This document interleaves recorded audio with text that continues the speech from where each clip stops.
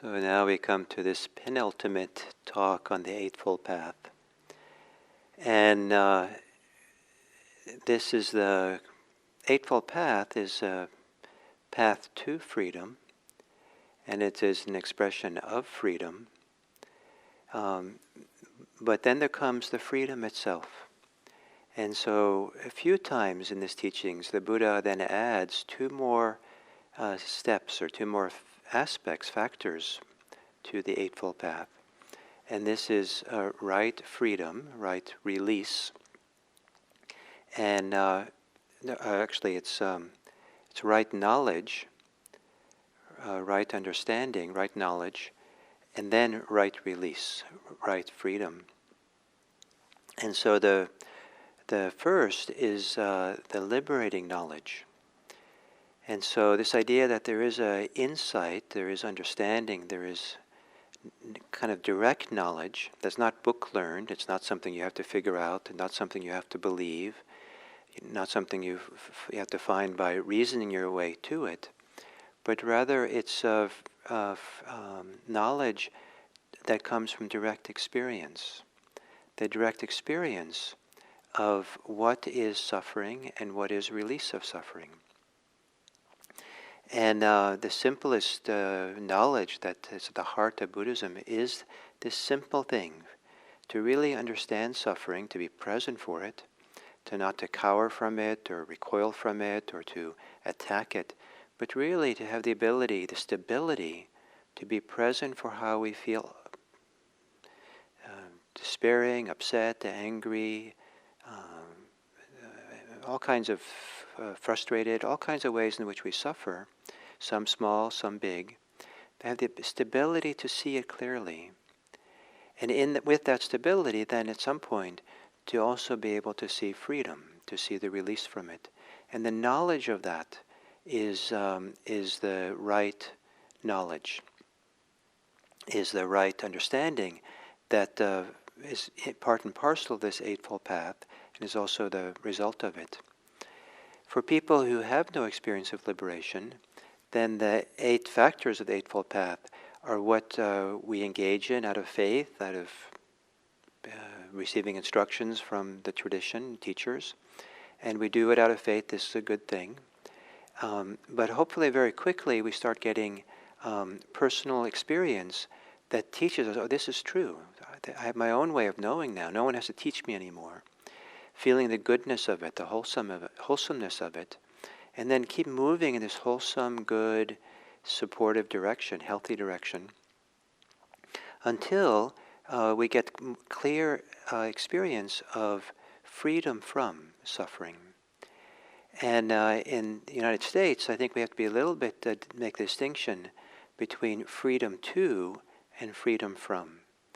That there's a strong idea that we should be free to vote, free to assembly, free to shop, free to all kinds of things that Americans want to do, which can lend itself to a certain kind of conceit.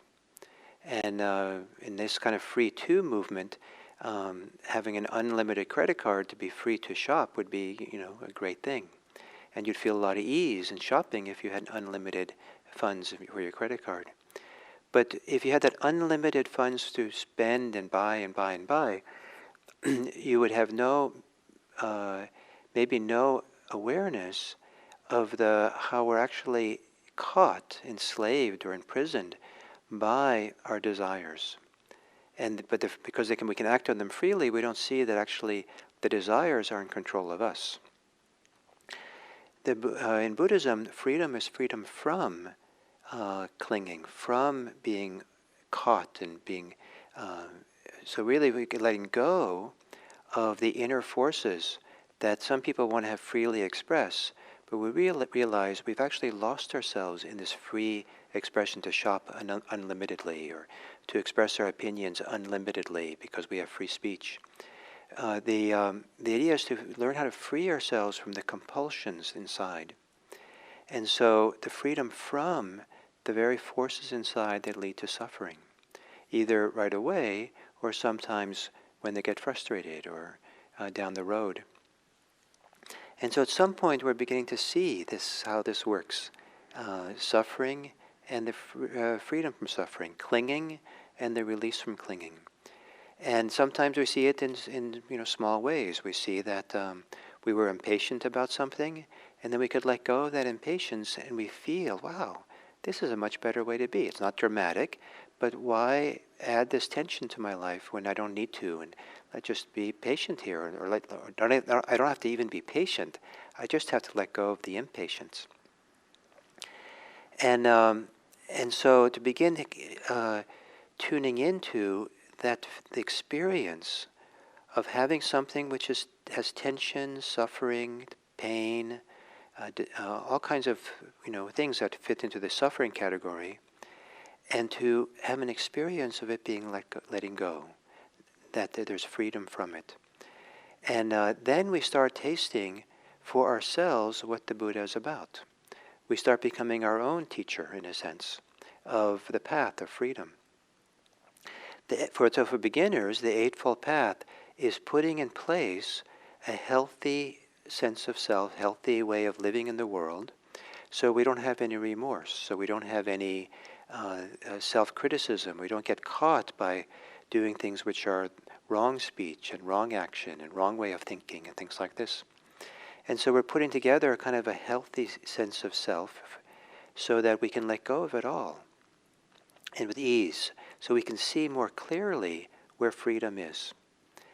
And then as it goes further along this Eightfold Path, that experience of freedom is so qualitatively distinct that it could almost take our breath away. It's like, wow, that's the potential. It's not just letting go of impatience at a traffic light.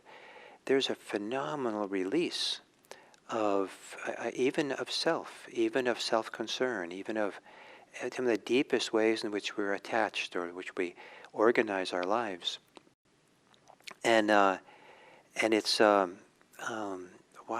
this is good.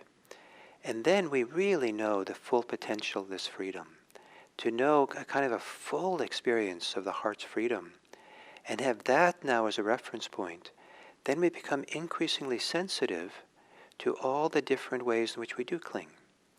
And this is part of the ongoing path, is to develop a greater and greater understanding of the subtler and subtler, or deeper and deeper, because ways in which there's clinging, attachment, wanting, that limits us, that keeps us from being free. And because we've had the experience of a very full freedom, we have a heightened sensitivity to it. It's like having a piece of clothing which you've been wearing for a long, long time, and it's gotten really dirty, and you don't really ever wash it. You don't really even notice you're getting dirty anymore, because there's just one more dirt doesn't show any more than all the others. And finally, the cloth is completely cleaned, and 100% clean, like it was new. And then we know, oh, this is what it can be like, clean. And then putting a little dirt on it, so, oh, look, it's dirty now. I see now, it's really clear. So the mind can be that way as well. And so the knowledge, the right knowledge that comes at the end of the Eightfold Path, in a sense, is really the dramatic knowledge, the fuller knowledge. Oh, this is what freedom can be like. Something that really gets our attention, so much so that it shows a potential for psychological health of the heart, that's so palpable and so compelling that it now seems so much more important than many other things that people are caught up in their lives, many other things that people think are really important and they have to have or need to have. And at some point, the sense of freedom, we learn to realize that it's the safest thing going. It's not something to be afraid of. It's the place of safety. And it's a place from which we can take care of ourselves, and which we have a really healthy perspective about what's important. And no matter what happens to us, we realize, I'm responsible for some degree of my inner happiness, some degree of my inner peace. And no matter what happens, maybe I don't have to give that up.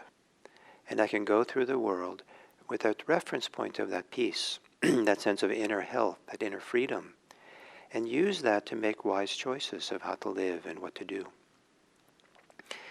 So the knowledge of freedom, the knowledge of release, the knowledge of liberation, of letting go, letting go, excuse me, I should.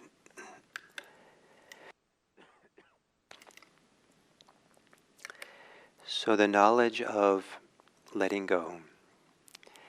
And then with that knowledge, the Eightfold Path has a whole different orientation. Then, not as a beginner, but as someone who knows what freedom, we start on the Eightfold Path again. Or the Eightfold Path then becomes a way that we live that begins to express or manifest or actualize this freedom in our lives.